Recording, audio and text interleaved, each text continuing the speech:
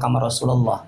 Nah, arti ungkapan tadi ialah siapapun dia, mau ulama, mau dari duriah Rasul, atau dari pejabat sekalipun, dari raja sekalipun, dari masyarakat awam, ketika menyampaikan pernyataan, menyampaikan narasi, menyampaikan opini, ya mungkin benar, mungkin salah.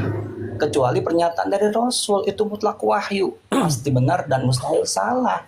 Jadi artinya ketika ada Rois Am atau Ketua PBNU menyampaikan narasi opini yang justru menimbulkan kegaduhan di tengah-tengah umat, ya silakan dikritik seperti yang disampaikan Jaluko tadi dan juga orang biasa tadi, silakan dikritik, dikoreksi, tapi tetap kita sebagai saudara sesama muslim pengeritikannya dengan cara yang berakhlak, dengan cara yang beradab. Al-adab fauqul ilm, adab ada di atas ilmu. Tetap kita dengan cara yang berakhlak, dan kritikan kita itu kepada mereka bukan ingin menjatuhkan apalagi merendahkan, tapi ingin mengingatkan dan juga bentuk rasa sayang terhadap mereka, bahwa mereka pernyataannya begini loh, bikin gaduh loh, bisa bikin perpecahan di tengah-tengah umat loh, gitu. Jangan hanya gara-gara hubungan family. Kalau kita kan sama telah tahu bahwa Miftahul Ahyar ini, yang saya tahu ya, bahwa menantunya kan dari Ma'alwi. Jangan hanya gara-gara hubungan daripada family tersebut, akhirnya Miftahul Ahyar mengorbankan umat, buat gaduh di tengah-tengah umat. Nah, ini kan sesuatu pernyataan yang akhirnya justru menyerang diri dia sendiri. Nah, ini betul tadi apa yang disampaikan Bang Orang Biasa dan juga Kiai Luko. Silakan yang lain, monggo, saya standby. Ustadz boleh tanya nggak? Monggo, Kiai, itu Ustadz Luko, Kiai Luko yang Ustadz tuh, Kiai Luko. sama sama situ saya nggak kebaca ini tulisannya, nggak tahu siapa. Oh iya Ustadz ya, apa Kiai? kenapa? Gerakan ini udah bisa dibilang jihad belum, Pak? Oh, Mohon jihad. penjelasannya, Pak. Ah, ah. Bang Luko gimana tuh tanggapannya? Apakah gerakan ini dikategorikan jihad? Ya kalau kata saya gini Bang, ini pendapat saya. Menurut saya Siap, yang siap. awam akan ilmuwan, eh, termasuk bagian daripada jihad. Kenapa? Karena yang kita jalankan ini, yang kita realisasikan saat ini adalah untuk mencegah kemungkaran. Kenapa saya bilang kemungkaran? Karena Mbak Alu ini kan mengklaim Duriyah Rasul, mengklaim bahwa mereka ini darahnya sampai keturunannya Rasulullah Shallallahu Alaihi Wasallam. Nah, sedangkan Rasulullah ini bernasab mulia. Ya tiba-tiba ada orang yang ngaku nasabnya sampai kepada Rasulullah. Nah, ini kan pas dikoreksi, setelah dikaji, setelah ditelaah, ternyata tidak sampai. Baik dari sejarah ataupun nasab, ternyata Ba'al ini tidak sampai duriyah, tidak apa namanya, bukan duriyah daripada Rasul. Hanya mengklaim dan mengaku-ngaku. Nah, ini kan suatu kemungkaran, suatu kezaliman. Maka ketika kita nih umat Islam memerangi mereka, menyadarkan mereka agar mereka mengaku bahwa mereka bukan duriyah Rasul, segera mereka kembali ke jalan Allah, kembali ke jalan yang benar. Seperti biasa, anggaplah mereka kalangan ahwal. Kita menyadarkan mereka agar mereka ini seperti biasa aja, seperti kalangan ahwal saja, seperti pribumi saja gitu. Jangan mengaku-ngaku duriyah Rasul. Maka insya Allah kita akan hormati mereka. Yang alim kita hormati, kita muliakan, dan yang kalangan biasa ya tetap kita hormati sesama saudara muslim. Nah, ketika mereka mengaku-ngaku duriyah Rasul, ya kan, nasab Rasul kan mulia nih, nasab Rasul kan suci nih, ternyata mereka tidak mencerminkan akhlak Rasul, itu kan sama saja menciderai daripada nasab Rasulullah SAW. Nah, begitu kita menyampaikan bahwa begitu kita menarasikan bahwa Ba'alwi ini bukan duriyah Rasul berdasarkan data dan fakta, itu sama saja kita telah beramar ma'ruf nahi mungkar, dan itu bagian daripada jihad. Yo, monggo Bang Luko tanggapi. Nambah ya, artinya gini ya, jihad itu kan banyak ya. Di antaranya adalah salah satunya, saya katakan ini adalah salah satu daripada jihad. Karena selama ini ajaran mereka itu banyak yang sudah jauh daripada syariat dan akidah. Artinya sudah nyeleweng dari syariat dan akidah. Nah, ketika sudah nyeleweng dari syariat dan akidah, maka kita berhak untuk meluruskan. Dan ini adalah yang dikatakan jihad. Nah, Kiai Imad bertindak mengkoreksi nasabnya karena sikap-sikap mereka yang sudah nyeleweng daripada akidah dan syariat. Ternyata ketika dikoreksi nasabnya ternyata tidak tersambung. Nah, jadi dengan adanya dia itu mengatasnamakan sebagai durian Nabi, sehingga dia sesuka hati mereka berpendapat, ya kan, mengungkapkan fatwa-fatwa ajaran-ajaran mereka yang tidak sesuai dengan akidah dan syariat. Dan ini harus kita luruskan. Dan ini, gerakan ini sebagian daripada jihad. Siap, Paham siap, ya? siap. Nah, gitu. Artinya seperti itu kawan ya. Gak usah Jadi ragu-ragu. boleh disebut ini ya, kita perang akidah gitu ya, Pak Kiai. Nah, itu benar. Artinya kan Berarti kalau selama kita lihat perang-perang akidah itu berdarah-darah loh Pak Kiai. Serem juga. Kayak Sunni sama Syiah kan serem itu. Nah, makanya itu dengan adanya NU yang tawasud, ini kan masuknya, ini kan banyak ya. Ya, coba jenengan lihat dari pihak Wahabi, ya kan? Itu banyak dari golongan mereka dari golongan Timur Tengah sana. Dari Yaman juga seperti Basamalah kan ya. Walaupun bukan dari golongan Habib, dia masuk ke Muhammadiyah. Ya kan? Karena teorinya hampir sama dengan Muhammadiyah. Nah, sedangkan yang masuk pada NU, ya golongan ini, Syiah ini. Banyak ini, yaitu di antara Berarti para hampir semua ini dimasukin sama dia. Pemerintahan juga begitu ya, dimasukin sama dia. Iya. Sebenarnya iya, makanya dia kan berani berkeluar-keluar seakan-akan dia sudah mempunyai suatu apa itu pendukung yang banyak, umat yang banyak, tetapi dia Ada backingan, ada backingan gitu kali itu. Iya. Ya kan? Ketika dia berkeluar-keluar sampai diklaim kebangsaan, akhirnya marah semua. Siap, Tidak siap. terkecuali jatuh akhirnya. Kebangsaan diklaim ya kan? Pahlawan diklaim, merah putih diklaim. Ini sudah menunjukkan korela bahwa dia itu ingin menguasai Indonesia. Jelas ini tanda-tanda. Dia salah persepsi, dia salah bertindak. Dianggapnya dia itu karena 21212 ya, seakan-akan itu sudah mengikutinya. Padahal ketika NU ya kan, itu dirubah sejarahnya, hancur dia. Siap, siap, Buktinya siap. apa? Ya kan? Seperti di buku apa itu? Buku kalau nggak salah itu buku apa ya? Sing NU itu ya. Itu kan dirubah. Ki Hasyim Asy'ari kan ada. Yang ada adalah Habib Hasyim bin Yahya. Itu berubah NU. Nah ini karena organisasi terbesar ini yang diganggu sebagai tiang daripada Indonesia, ya hancur dia. Sudah jelas bagaimana perkataan Mbah Holil, sopo-sopo sing ganggu NU pasti hancur. Itu loh kawan. Iya, saya tadi dengar-dengar tuh yang kontra sama ketua NU tuh diam-diam udah ngadain pertemuan, Pak. Jadi kayaknya secepatnya ada itu musyawarah luar biasa kayaknya. Dengar-dengar begitu. Nah, ya mudah-mudahan karena apa ya? Pokoknya jangan ragu dengan NU. Kritik mulai dulu NU itu biasa, dikritik itu biasa. Dalam suatu permasalahan aja banyak yang berbeda. Tapi dia satu karena itu mempunyai sumber. Bukan seperti Baklawi, ngaku-ngaku tapi gak punya bukti. Ini sudah menunjukkan gitu loh. Dia itu sebenarnya bertamengkan agama, ingin menguasai Indonesia. Itu sejarahnya sudah ada.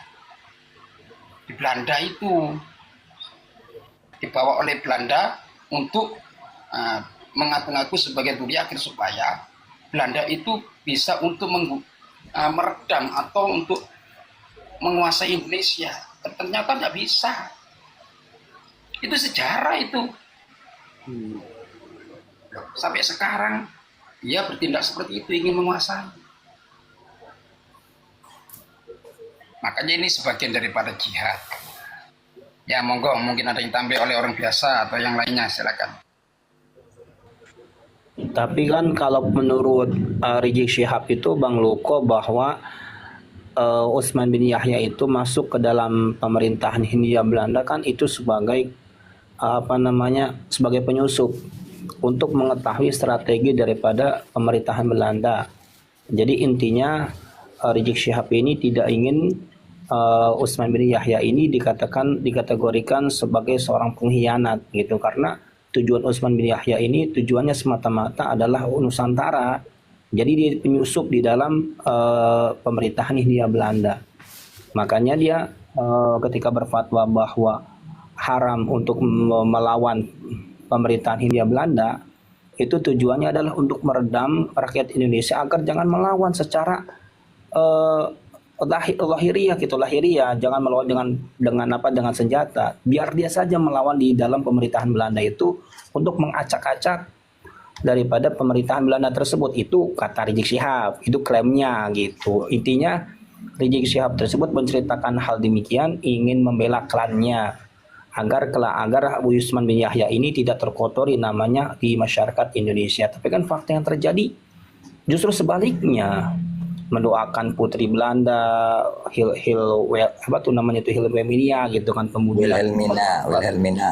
Wilhelmina kan, kemudian membuat fatwa haram. Itu kan sebuah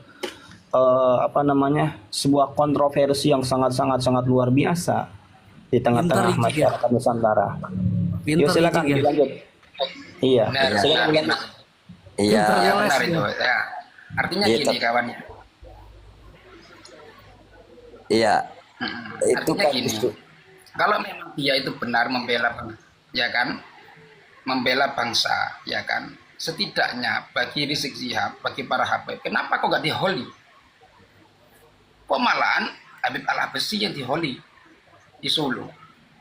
Ini kan lucu. Nah, takut terungkap jejak-jejak daripada Habib bin Utsman bin Yahya. Gitu loh. Sama halnya dengan musuh Al-Aidid, sebagai halnya itu. Mana ada holnya? Gak ada.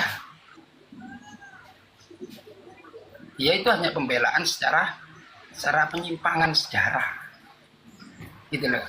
Tidak berani ngeholi kalau gak dikoreksi semuanya oleh bangsa dan negara ini.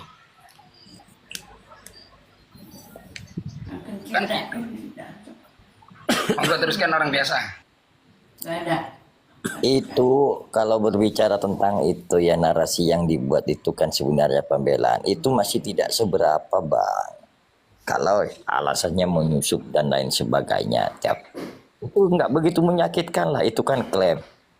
Tetapi gimana dengan pernyataan Romel Abbas untuk membela fatwa yang diberikan Utsman bin Yahya itu, bahwa menyatakan pemerintah Hindia Belanda adalah pemerintah yang sah, sehingga apa yang dilakukan Utsman bin Yahya itu benar. Apa itu nggak menyakitkan?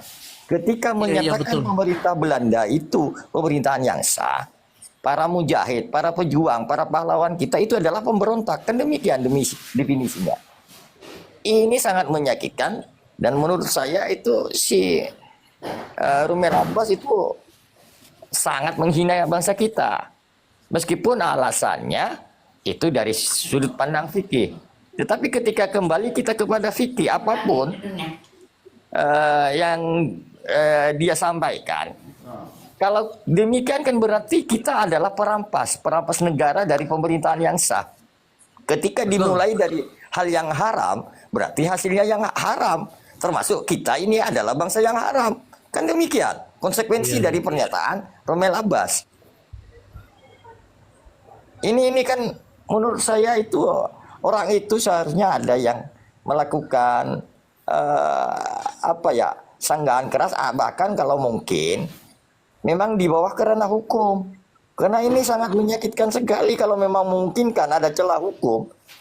Kita nggak perlu segan lah, ini di luar konteks polemik nasab, tetapi ini seorang Romel Abbas menyatakan demikian. Ini akan menimbulkan banyak nanti Romel Abbas yang lain. Ketika pernyataan itu disampaikan berulang-ulang, itu akan dianggap suatu kebenaran nantinya.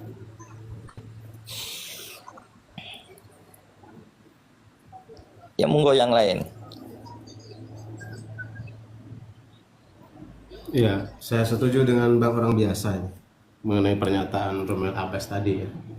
Nah inilah, jadi kalau orang sudah buta matanya, buta hatinya ya, buta hatinya, ketika dia mau melakukan pembelaan kepada apa yang disukainya, seringkali kebenaran pun menjadi sebuah kesalahan, kesalahan dibalik menjadi sebuah kebenaran.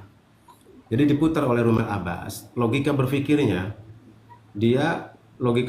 berada di pihak Belanda, bukan di pihak kita.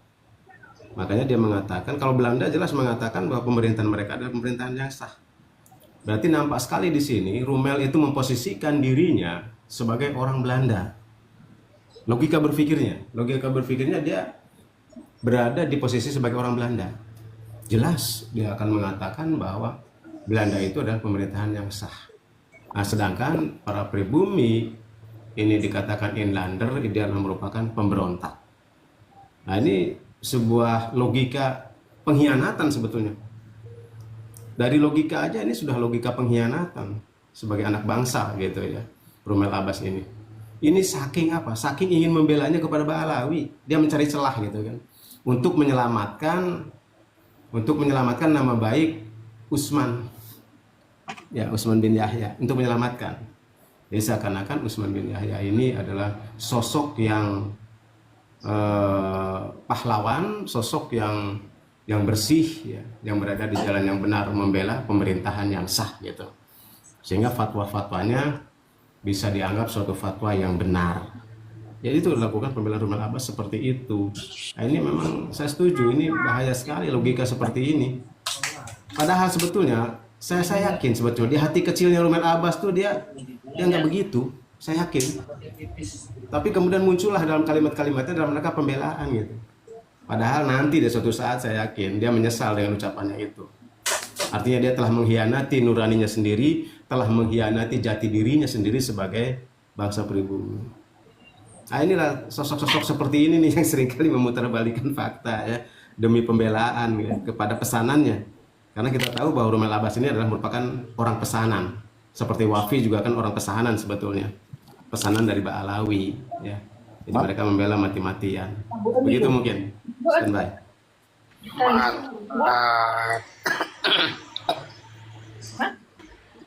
Iya. Kalau penjajah ya tetap penjajah. Namanya menjajah negara orang itu tetap penjajah. Nggak ada nama penjajah itu yang memiliki. Bukan guna ku tak ngiding jo. Itu aja bukan ya, saya kenyang.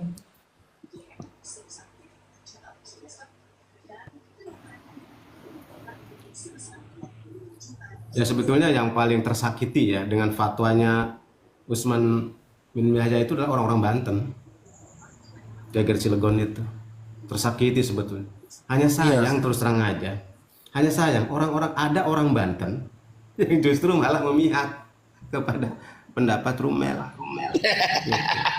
Ini Ya itu perlu dikoreksi. Itu keturunan siapa kan gitu. saya terus terang nih, Kiai Luko. Saya ini orang Banten. Malu sebetulnya. Biar kedengaran nih sama orang-orang Banten yang suka membela-bela Ba'alawi. Malu sebenarnya terus terang aja. Makanya di kalangan teman-teman saya sering gaungkan itu. Malu deh kita sebagai orang Banten. Kiai Imanuddin itu orang Banten. Sahabat kita, tetangga kita. Tapi dijelek-jelekin oleh orang Banten sendiri. Mana nih orang Banten biar denger, biarin. Rekam-rekam dah. Bener saya malu terus terang aja. Sementara orang-orang dari Madura, dari Jawa, dari Kalimantan, Sumatera, sampai Takukor itu dari Aceh. Itu membela. Ini ada orang Banten yang seperti siapa tuh? Si Salman tuh. Salman, saya tahu tuh orang Mendalawangi, saya tahu. Lokasinya bener ya. Saya tahu persis, saya bolak-balik kok, saya orang Banten asli. Tahu lokasinya. Dia tuh orang TI. Salman Al-Ghazali ya? Salman Al-Ghazali Iya, bukan? Al-Ghazali. Waduh, Salman Al-Ghazali. Oh itu Muhyiddin Akut itu. Muhyiddin Akut itu. Aduh. Itu nggak boleh nyenggol nama Rizik Syihab sama Bahar bin Smith itu langsung itu. Saya pernah itu Karena dia orang FPI, masuk ke Bang. roomnya, saya debat. Orang FPI dia. Saya debat sama dia, debat. FPI dia. Cuman orangnya nggak, iya, cuman nggak gentle dia, mah langsung turunin begitu aja. Nggak berani beradu argumen. Nggak berani. Wah itu Ahok benar itu dah. Udah kayaknya Oh, ada kecilan tamu tuh, mudanya Mas. juga mau dia. Bang Hulu, Iya. Ya. abang Sekarang perlu gini bisa. kawan-kawan ya, sekarang gini, ketika ya seorang Kiai Banten yang dulu itu dituduh PKI, kok gak malu? Orang Banten kan gitu. Nah iya, di mana rasa cemburunya, rasa kepeduliannya sebagai orang Banten kepada gurunya, kiainya yang dituduh sebagai PKI sama Habib, kok diem aja. Assalamualaikum, selamat malam semuanya. Waalaikumsalam. Waalaikumsalam warahmatullahi wabarakatuh. Itu Pilih bahkan ya narasi terbaru. sedikit aja bang. Ya monggo. Iya, Silakan Bang, silakan. ini semakin orang Habib yang ngaku-ngaku Balawi semakin kojlok ini menurut saya. Orang pribumi tidak ada hubungannya sama Habib Yaman dibalawikan. Makam-makam tidak ada hubungannya sama Habib Yaman dibalawikan. Terus maunya kemana ini?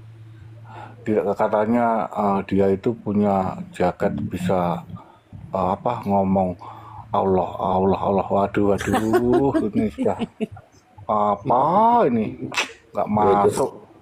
Khurafat itu. Padahal ada yang bilang Ya badannya bahkan bau kan banget. Habib itu badannya bau banget katanya. iya. Itu yang anak muda itu, yang sukain itu, yang suka koar-koar itu. Ya itu bocil-bocilnya. Gini Abang. Iya. Iya. Kalau sekarang mungkin cucu-cucunya kali ya.